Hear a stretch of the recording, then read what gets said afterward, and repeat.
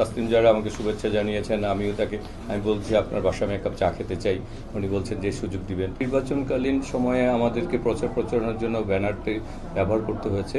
আমি অতীতেও আসলে ব্যক্তি প্রচার বা করতাম না, যেহেতু নির্বাচনে এটি অংশ ছিল। এখন আমার মনে হয় যে যেহেতু নির্বাচনটি শেষ হয়ে গেছে, সেই ক্ষেত্রে আমার মনে হয় যে ব্যানারের কাজ শেষ হয়ে গেছে। আর আমি এলাকার সন্তান হিসাবে ধানের শিশু প্রতীকে মানুষ আমাকে বিজয়ী করেছে, সুতরাং আমার দায়িত্ব হচ্ছে পরিবেশকেও সুরক্ষা করা। সবচেয়ে সুস্বাদু হালিম রাঁধুনি হালিম। হালিম হোক রাঁধুনি হালিম। মনে হয় যে আমি আমার কাজটি প্রথম শুরু করা প্রয়োজন, সেই ক্ষেত্রে আমি ব্যানারগুলো অপসারণ করছি। আর আমাদের এখানে আসলে নাগরিক সুবিধা বঞ্চিত আমাদের এলাকা, আমাদের অনেক কিছুরই প্রয়োজন।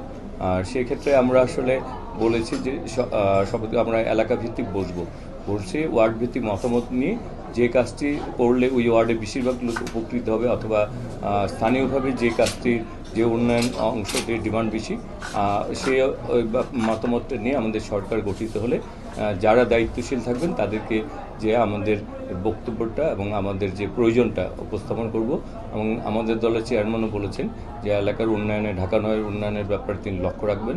সেক্ষেত্রে আমরা এলাকাভিত্তিক প্রায়োরিটি, আমাদের সম্পদ তো আর অত বেশি না, সীমিত সম্পদ, আমি যে কথাটা বলি আর কি, যে সীমিত সম্পদের সর্বোচ্চ ব্যবহারের মাধ্যমে অগ্রাধিকারের ভিত্তিতে স্থানীয়ভাবে মতামত নিয়ে আমরা এগিয়ে যেতে চাই। হ্যাঁ, ব্যাপারটা হচ্ছে যে আমাদের লক্ষ্যই হচ্ছে দেশ এবং এলাকা, সুতরাং দুইটাকে সমন্বয় করা প্রয়োজন, তাই না? দেখুন, আপনারা যারা মানে সম্মানিত সাংবাদিক যারা আপনার দায়িত্বে নিয়োজিত ছিলেন, আপনারা লক্ষ্য করেছেন যে ঢাকা নয়ে নির্বাচনের পূর্বে এবং নির্বাচনকালীন সময়েও কেউ কারোর সাথে কোনো ধরনের দুর্ব্যবহার করেছে, একজন এজেন্ট বা আরেকজন এজেন্টের সাথে দুর্ব্যবহার করে, এরকম কিছুই কিন্তু নাই। এবং পাশাপাশি বসে কিন্তু সব দলের এজেন্টরা পাশাপাশি বসে কথা বলেছে। আমি এমনও দেখেছি যে একজন আরেকজনকে চা এগিয়ে দিয়েছে। আমিও প্রথমে কোনো ক্যাম্পে গেলে প্রথমে অন্যান্য প্রার্থী যারা আছে তাদের সাথে আমি প্রথম কথা বলেছি, খোঁজখবর নিয়েছি, এই যে আপনার খাওয়া দাওয়া করেছেন কিনা, কিছু লাগবে কিনা। কারণ আমি যেটা বিশ্বাস করি, যেহেতু আমি এই এলাকার সন্তান, এখানে বেড়ে উঠেছি, এই এলাকায় আমার রাজনৈতিক শুরু, এই বাসায় এই ইউনিটেরও ছাত্রদল একসময় সভাপতি ছিলাম।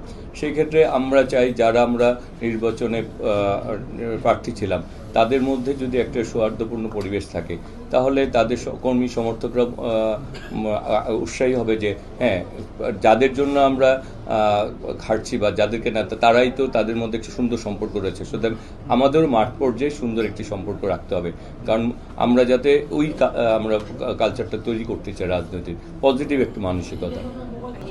হ্যাঁ, আমি তাদের দ্বারস্থ হব, জিজ্ঞেস করবো যে আমরা এই কাজটি করতে চাই, আপনাদের কোনো মতামত থাকলে আমাদের দিতে পারেন, অথবা আপনাদের কাছে যদি আমাদের চেয়ে বেটার কোনো আইডিয়া থাকেন, হ্যাঁ, সেটিও আপনারা আমাদের সাথে, এবং কোনো ক্ষেত্রে যদি ওনারা বলেন যে এই কাজটা আমরা করতেছি, সেই সহযোগিতা আমি করতে পারি। আর আপনি আরেকটা যেটি বলছেন নির্বাচন পরবর্তীতে, আমার মনে হয় যে এই এলাকার কেউ কারো নির্বাচন পরবর্তী কেউ কারো জোর গলায় কথা বলেছে আরেক প্রার্থীর সমর্থকদের বা কর্মীদের, এরকম কিছু ঘটেনি এই এলাকায়।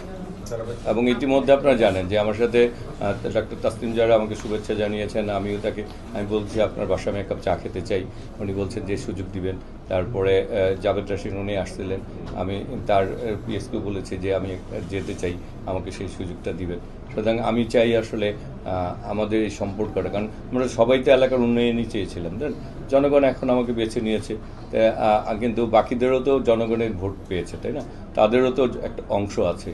সুতরাং আমি মনে করি যে আমরা এলাকাটাকে যদি গড়ে তুলতে পারি, মূল লক্ষ্য তো এলাকার উন্নয়ন এবং দেশ। আমরা যেমন চেয়েছিলাম একটি গণতান্ত্রিক বাংলাদেশ, একটি ভোটাধিকার বাংলাদেশ।